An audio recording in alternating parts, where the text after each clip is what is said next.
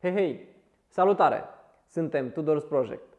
După acordul Do minor cu cele două variante și Re minor cu cele două variante, a venit și rândul acordului Mi minor, tot în două variante. Nu rămâne decât să urmăriți videoul și să vedeți ce informații v-am pregătit.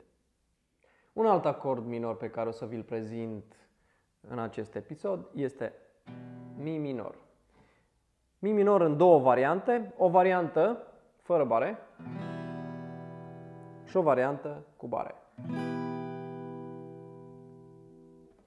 Mi minor cu corzi libere și Mi minor cu bare. Deci avem prima variantă, care este fără bare, degetul 1 coarda 5-a spațiul 2 și degetul 2 coarda a 4-a spațiul 2. Mai spun o dată, degetul 1 coarda 5-a spațiul 2 și degetul 2 coarda 4-a spațiul 2. La cea de-a doua variantă de Mi minor avem bare în spațiul 7, iar degetele așezate în felul următor. Degetul 3 pe coarda 4-a, spațiul 9, degetul 4 pe coarda 3-a, spațiul 9 și degetul 2 pe coarda a 2-a, spațiul 8.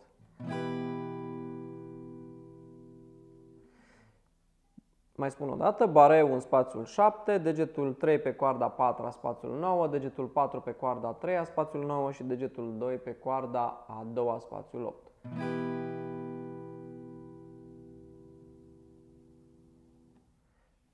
Notele din acordul Mi minor, în varianta simplă, fără bare, sunt următoarele. Mi, Si, Mi, Sol, Si, Mi. Începând de la coarda cea mai groasă, de la ultima coardă, până la coarda cea mai subțire.